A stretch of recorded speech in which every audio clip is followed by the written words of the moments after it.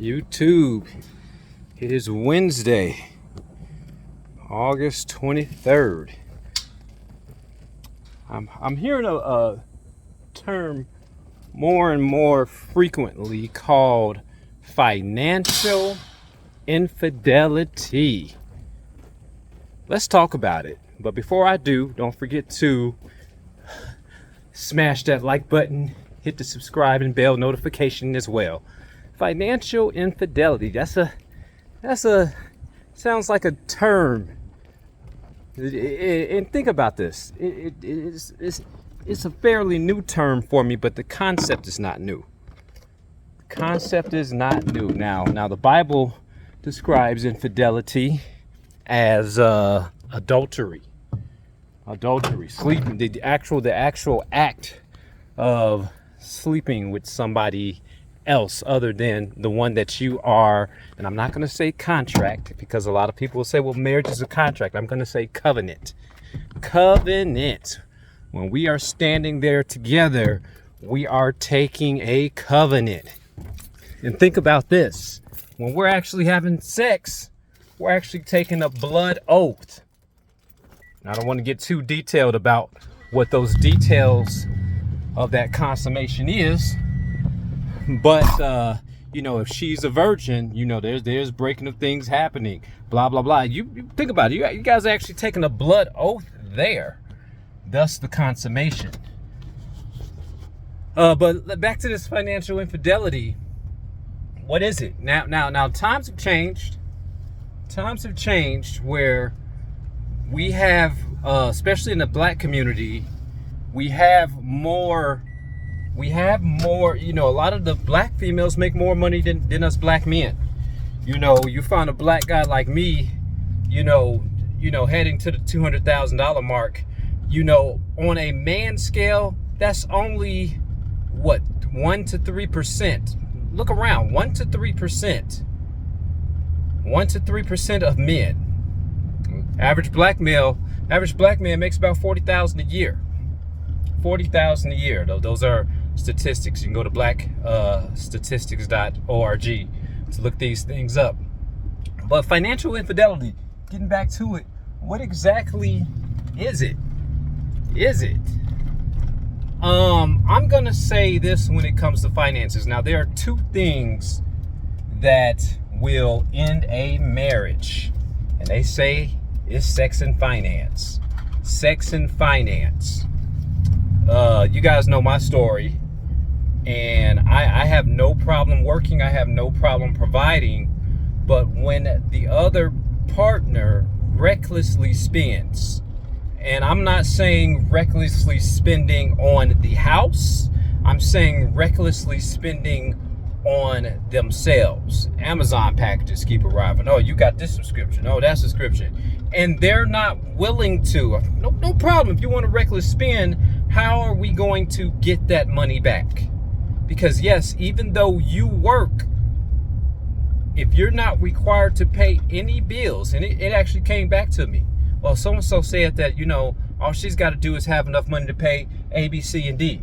The minimum on $50,000 to $60,000 worth of credit card debt. The minimum. While I'm still shouldering the rest of the household. Car notes, both car notes, house note, utilities, cable. Think about that. That is when there's a tipping of the scale that's not in the man's favor. And if that man is like me, he'll continue to work and put his head down. But in his mind, he's thinking this shit's got to end. Because what is coming down to is that man is being enslaved in that marriage. That man is being enslaved. And right now, if you're a female going through it, I heard females, the stories brought to me, we're the major breadwinners, and their spouse recklessly doesn't save and spends. Keep this in mind. You guys both should be coming to the table.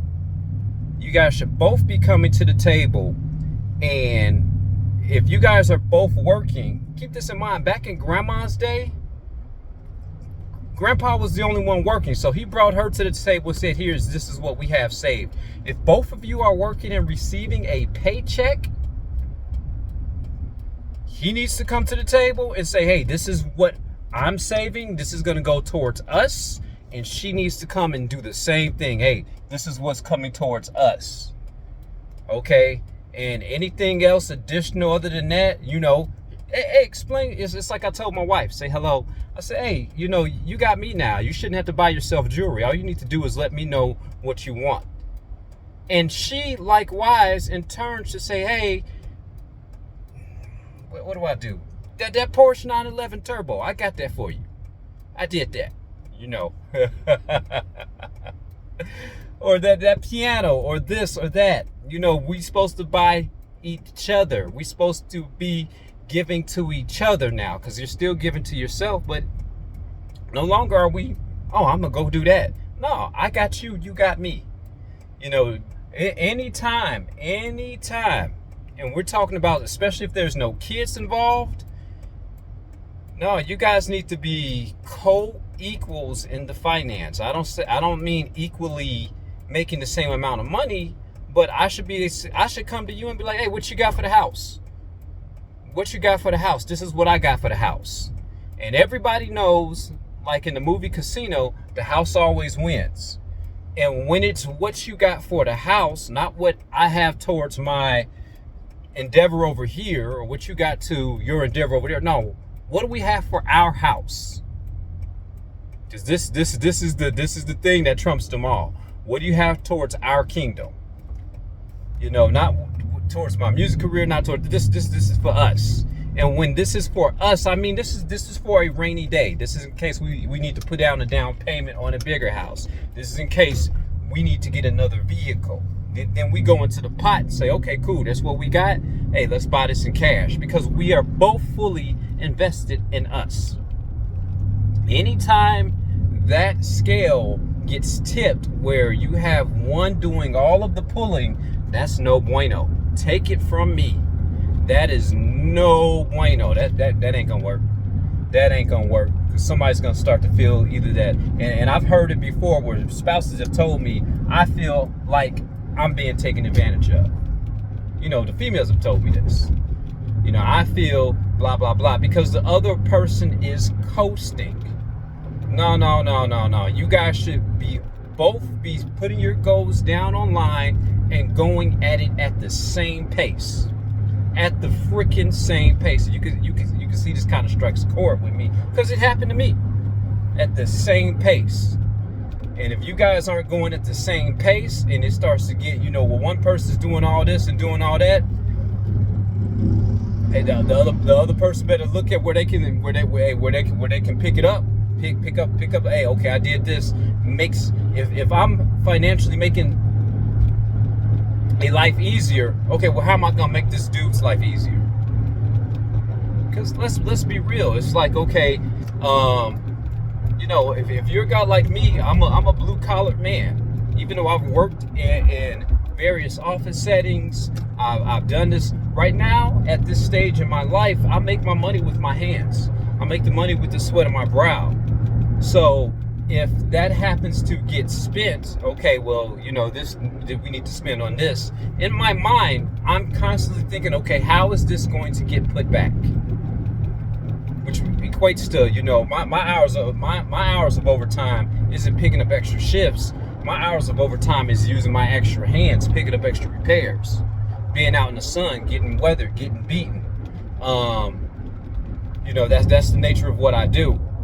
So think about that. You always got to think about your other partner. Yeah, we like to do this, and it's good to do this for each other, but always take that partner into consideration. And here's the thing, you cannot recklessly spend on yourself. You cannot recklessly spend, I did this because you have a job. You cannot do that. You have to consider, in a relationship, the house comes first. What do we need for our house? I'm not recklessly spending. And here's the thing. In my first marriage, I didn't recklessly spend. I was too busy covering the other partner's bills. I was too busy covering the household. And anything I did want, if I want to buy a keyboard, hey, that wasn't put on credit card. And if it was 0%. And this is what I got to pay it off. But you could best believe that all of the freaking bills were taken care of.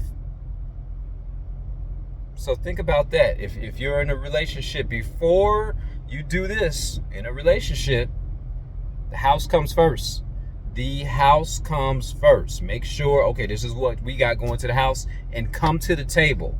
No hidden secrets. My wife now knows, hey, Josh got a stash on him. He got more money coming to him. Here it is. There it is. You have access to it. I keep additional cash, and yeah, it's right there. It's right there. You know, I told that to my first wife, and went into the jar. I said, hey, don't touch that money there. And I went in to show my cousin how I had, I got a little stuff stashed, and I found out the money wasn't there. And I said, hey, where is this $100 that I had sitting right here? Oh, no. That is for us, in case we have an emergency. Because here's the thing, as a man, I'm gonna say if it's within your biological innate nature, your first thing to do is you're going to provide and you're going to protect on those fronts. Period. So we're always the savers. Now I've known women. I know some women that's some savers too. But me and they happen to be females in my family. Like they some savers, But here's the thing. There's a rule to savings. If you're out there, you should have at least 6 months, and I'm gonna say beyond 6 months. I'm gonna say you need to have 1 to 2 years worth of income that will cover your bills. Whether you got a car payment, blah, blah, blah, blah, blah. You should have that as a backup in case you need to switch jobs, in case you need to have transition, in case Tom tell you, hey, I don't like you no more, and here's your walking papers.